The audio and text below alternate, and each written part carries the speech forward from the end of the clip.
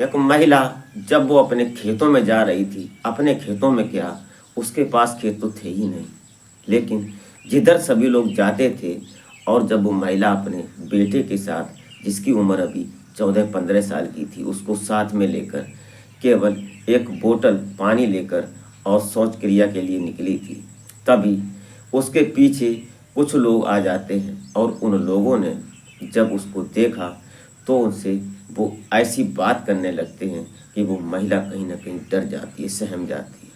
उसके बाद जो वो लोग थे, उसके पीछे के हिस्से को जब देखते हैं तो कहीं ना कहीं दोनों आपस में बातें करने लगते हैं और फिर उसको अंदर ले जाते हैं, जहाँ पर खेत में एक झोपड़ी नुमा जगह बनी हुई थी, जहाँ पर लोग बैठते थे, पानी के घड़े रखे थे, वहाँ ले जाते हैं।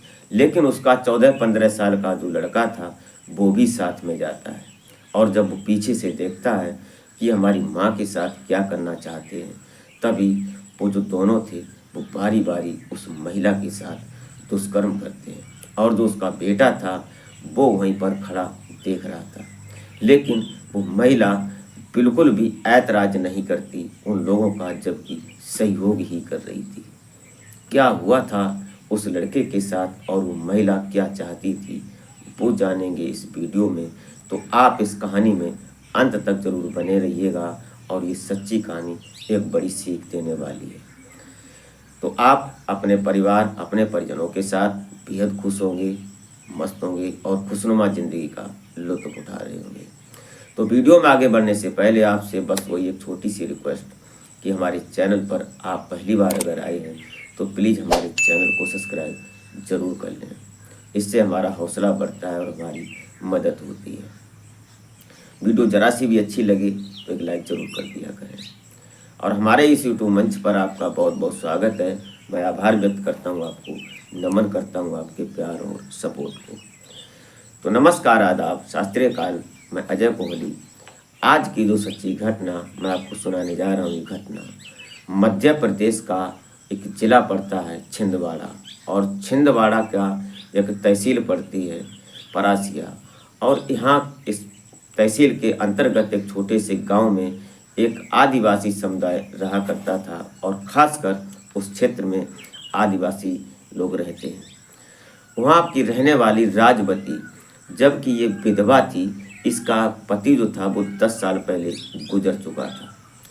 राजवती की एक बेटी होती है, और इस बेटी का नाम नैन्सी होता है और बेटा होता है अभिषेक। नैन्सी जो थी उसकी उम्र 17-18 साल की थी, और जो बेटा था वो 15-16 साल का था। अब ये बेटा और बेटी दोनों थे, और जो विधवा माँ थी राजवती, इसको रज्जो बोल देते थे। ये अपने परिवार का मजदूरी करके गुजारा भरण पोषण करते थे, लेकिन उसकी कुछ आदतें राजवती की ऐसी हो गई थीं। वो देखने सुनने में बेहद खूबसूरत थी, क्योंकि उसकी उम्र ज़्यादा नहीं हुई थी और वो विधवा हो गई थी। शायद उसकी मजबूरी रही होगी या उसकी फितरत रही होगी कि उस महिला को आए दिन कोई न कोई मर्द पकड़ ही लेता था, और वो ऐतराज भी नहीं करती थी। ऐसा ही एक दिन यहाँ भी हो जाता है। ये जो राजवती थी अपने बेटे अभिषेक को, अभी बोलते थे इसको प्यार से, तो अपने साथ लेकर जाती है। शाम का टाइम हो गया था, अंधेरा होने लगा था, लगभग 8 बज चुके थे।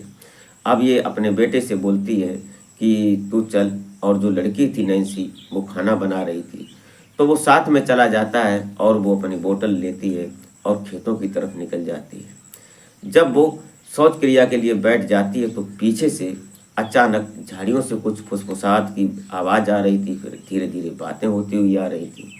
उनमें से 2 लोग होते हैं, जितेंद्र और सोहेल। ये एक जमींदार के यहाँ उनकी खेती करते थे और उनके यहाँ ही रहा करते थे और उनकी ताबेदारी करते थे। इनका बड़ा रुतबा था, हनक थी उन जमींदार की, तो उनके हिसाब से इन दोनों की भी हनक थी।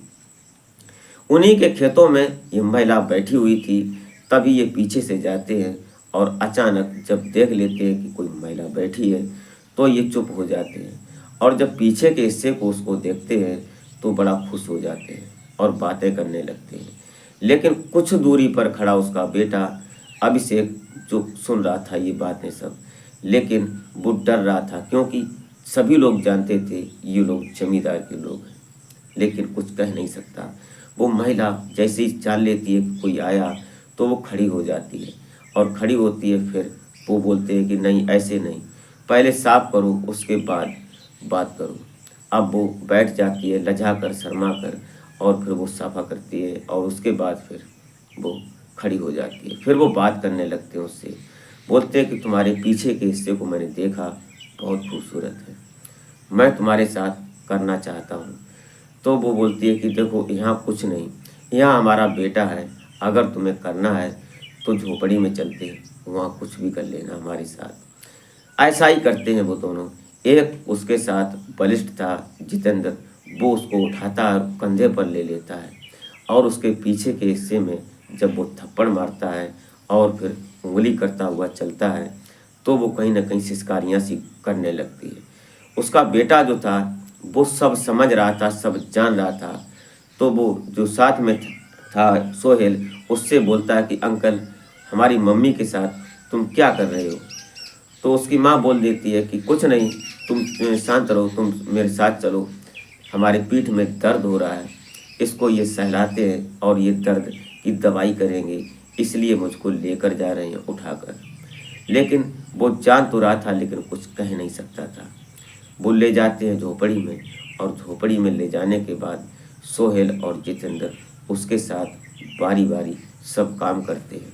और जब ये गंदा काम करते हैं तभी सोहेल खड़ा हुआ, सॉरी, अभिषेक खड़ा हुआ, उसका बेटा दूर से ये सब देख रहा था। जब वो शहर जाता है, डर सा जाता है, तो पूछता है कि मम्मी ये सब क्या कर रहे हैं ये दोनों लोग? तो बोलते हैं कुछ नहीं, तुम शांत खड़े रहो, ये हमारी दवाई कर रहे हैं, मुझे दर्द हो रहा था, पीठ में मोच आ गई थी। ये सुनकर कहीं ना कहीं अभिषेक होता है, वो बोलता है कि तुमने मुझे क्यों नहीं बताया, मैं दवाई कर देता, इस तरह से मैं भी तुम्हारा इलाज कर देता, दाब देता। उसने कहा कोई बात नहीं, घर चलेंगे तो तुम दवाई कर देना। अब वो जो राजवती थी उनसे दोनों से फारिग होती है, उसके बाद बड़े प्यार से वहाँ से चली आती है। और फिर जो सोहेल और जितेंद्र होते हैं वो अभी से बोलते हैं कि किसी से कोई बात कहना नहीं, जो भी बात है हम लोगों के बीच ही रहनी चाहिए। उसने कहा किसी को कोई बात पता नहीं चलेगी, क्या आप क्यों परेशान होते हैं? ये सब होने के बाद वो घर आ जाते हैं। घर आने के बाद जो अभिषेक होता है वो अपनी माँ से बोलता है कि माँ, तुम ऐसा करती थी, मुझे लग रहा है कि तुम गलत कर रही हो। उसने कहा ये गलत नहीं है, ये शरीर में दर्द जब होता है तो किसी आदमी से शरीर को दबाया जाता है, तब दर्द सही होता है। अब वो अभी नादान ही तो था, उसने उसको बहुत बातें इधर उधर की घुमा कर बताई, और उसके बाद वो जो लड़का था वो अपने दिमाग में कुछ सवाल लिए और चुपचाप रह जाता है। लेकिन एक दिन जब वो ऐसे ही लेटी थी तो उसने कहा कि आज फिर मेरे शरीर में दर्द सा महसूस हो रहा है। तो सोए जो लड़का होता है अभिषेक, वो बोलता है कि तुम लेट जाओ और मैं तुम्हारा दर्द ठीक करता हूँ। उसने कहा कि तू नहीं कर पाएगा, तू मेरा बेटा है।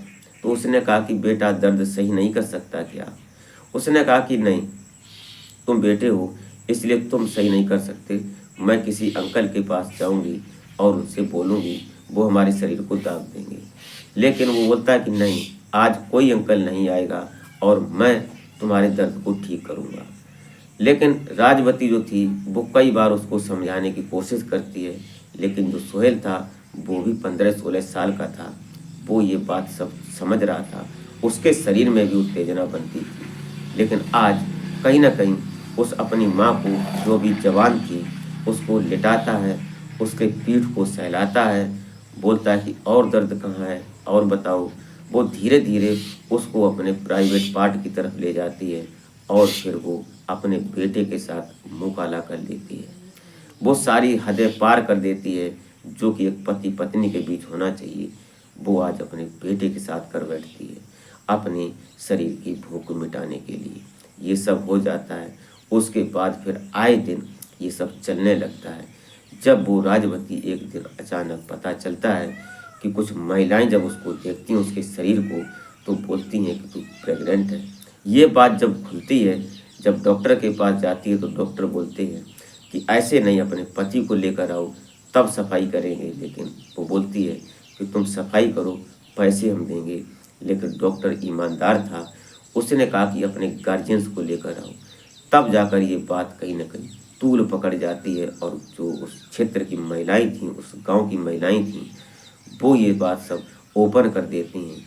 तब जाकर कहीं ना कहीं ये बात तैर जाती है। क्या उस महिला राजवती ने अपने बेटे के साथ गलत किया था या सही किया था? जो महिला थी वो राजवती, उसकी आधी सी उम्र में वो विधवा हो गई थी। क्या उसने अपनी शरीर की जरूरतों को पूरा करने के लिए अपने बेटे को यूज किया? क्या वो सही था, वो गलत था? आप कमेंट में ज़रूर बता सकते हैं। दोस्तों, ये रही घटना। आप क्या सोचते हैं? इस घटना को सुनने के बाद अपनी राय कमेंट में जरूर दें।